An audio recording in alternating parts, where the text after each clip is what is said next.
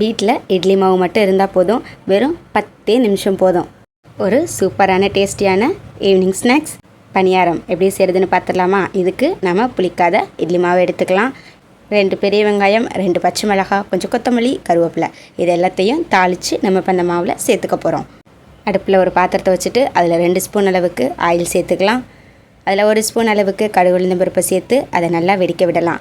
அது நல்லா வெடித்து வந்ததுக்கப்புறமா 1 ஸ்பூன் அளவுக்கு கடலைப்பருப்பு அதையும் சேர்த்து நல்லா வறுத்து எடுத்துக்கலாம். இப்போது நம்ம அதில் வெட்டி வச்சுருக்கக்கூடிய வெங்காயம், பச்சை மிளகாய், கொத்தமல்லி, கருவேப்பிலை, இது எல்லாத்தையும் சேர்த்து ஒரு கண்ணாடி பதம் ஆகிற வரைக்கும் வதக்கிக்கலாம்.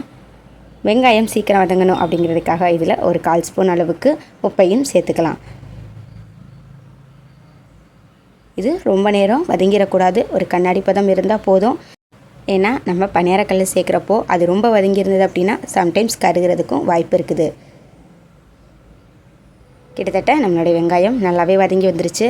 இப்போ இதை ஒரு 5 மினிட்ஸ் நல்லா ஆற விட்டுட்டு நம்மளுடைய மாவில் அதை அப்படியே ட்ரான்ஸ்ஃபர் பண்ணிக்கலாம்.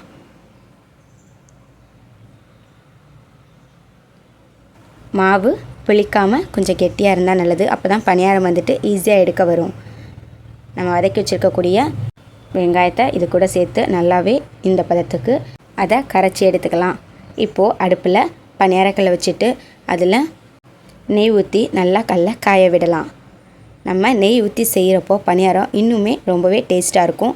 கல் நல்லா காஞ்சதுக்கப்புறமா அதில் நம்ம பணியாரத்தை ஊற்ற ஆரம்பிக்கலாம். கல் குறிப்பிட்ட அளவு நல்லா காஞ்சிருந்தது அப்படின்னா நம்மளுக்கு எடுக்கிறதுக்கு ஈஸியாகவே வந்துடும். மீடியம் டு சிம் ஃப்ளேமில் வச்சு நம்ம வந்து வேக விட்டோம்னா தான் உள்ளே இருக்க மாவுமே நல்லா வெந்து வரும். இப்போது எல்லா இடத்துலையுமே மாவை ஊற்றி ஒரு 2 மினிட்ஸ் நல்லா வேக விடலாம். அது வெந்து வந்ததுக்கப்புறமா நம்ம அதனுடைய ஸ்டிக் வச்சு அதை திருப்பி விட்டுக்கலாம். பாத்திரம் வந்து எந்தளவுக்கு காஞ்சிருக்குதோ அந்தளவுக்கு திருப்புறதுக்கும் ரொம்ப ஈஸியாகவே வந்து வரும். இட்லி மாவு புளிச்சிருந்தது அப்படின்னா திருப்பும்போது அது வந்து உடஞ்சிரும். ஸோ மாவு புளிக்கிறதுக்கு முன்னாடி நம்மளோட டிஷ்ஷை ட்ரை பண்ணி பார்த்துருங்க. பாருங்கள், ஒன் சைடு எவ்வளோ தூரம் நல்லா கோல்டன் ப்ரௌனாக செவந்து வந்திருக்குதுன்னு.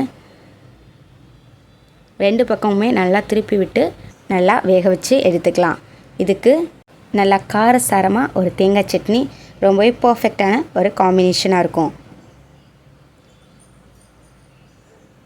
இட்லி மாவில் இந்தளவுக்கு சூப்பரான ஒரு பணியாரமா அப்படின்னு நீங்களே ஆச்சரியப்படுவீங்க. அந்தளவுக்கு டேஸ்ட்டுமே அல்டிமேட்டாக இருக்கும்.